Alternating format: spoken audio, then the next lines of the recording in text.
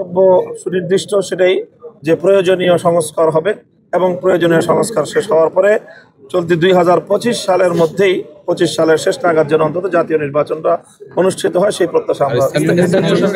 স্থানীয় সরকার নির্বাচনের ব্যাপারে আমরা আমাদের দলের পক্ষ থেকে সুনির্দিষ্ট কোনো বক্তব্য রাখিনি এবং এই ব্যাপারে আমাদের এই মুহূর্তে কোনো বক্তব্য নেই।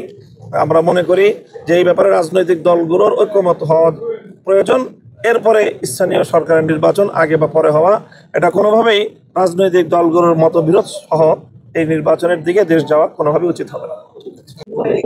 জাতীয় ঐকমত্য কমিশনের পক্ষ থেকে সকল রাজনৈতিক দলগুলোকে আহ্বান জানিয়েছিলেন যে চলমান যে সংস্কার প্রক্রিয়া, এই সংস্কার প্রক্রিয়াটির প্রথম ধাপ সম্পন্ন হয়েছে এবং দ্বিতীয় ধাপের সূচনা লগ্নে আজকের এই গুরুত্বপূর্ণ বৈঠকে তিনি আহ্বান জানিয়েছিলেন।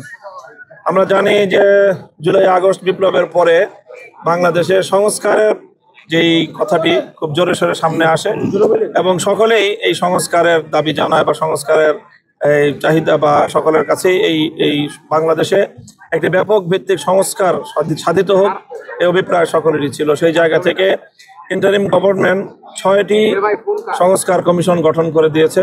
সেই 6টি কমিশনই তারা তাদের সংস্কারের জন্য প্রস্তাবনা তারা তৈরি করেছে। সেই প্রস্তাবনা নিয়ে এখন জাতীয় ঐক্যমত গঠন করার জন্য 6টি কমিশনের প্রধানদেরকে নিয়ে মাননীয় প্রধান উপদেষ্টার নেতৃত্বে জাতীয় ঐক্যমত্য কমিশন গঠন করা হয়েছে। সেই কমিশনের আগামী দিনের কার্যক্রম পরিচালনার যে রূপরেখা সেটি ঘোষণা করা হয়েছে আজকে এবং সেই আগামী দিনের কার্যক্রম পরিচালনার একটি উদ্বোধনী প্রোগ্রাম ছিল আজকে, অনেকটা এই ধরনেরই আজকের আয়োজন। তো সেখানে 6টি কমিশনের পক্ষ থেকে যে প্রস্তাবনাগুলো তৈরি করা হয়েছে সেই প্রস্তাবনাগুলোর ভিত্তিতে তারা আমাদেরকে জানিয়েছেন যে সকল রাজনৈতিক দলগুলোকে আলাদা আলাদা সকল রাজনৈতিক দলগুলোকে ডাকবেন এবং তাদের সঙ্গে মতবিনিময় করবেন এবং তাদের কাছে এই প্রস্তাবনাগুলো কমিশনের প্রস্তুতকৃত প্রস্তাবনাগুলো তাদের কাছে দেয়া হবে আগে।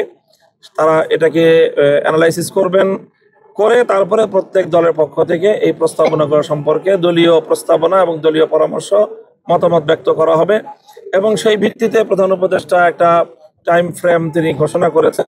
আগামী আশা করা যায় যে 6 মাসের মধ্যে দ্বিতীয় ধাপ সম্পন্ন হয়ে সংস্কারগুলো ঐক্যমতের ভিত্তিতে সাধিত হবে।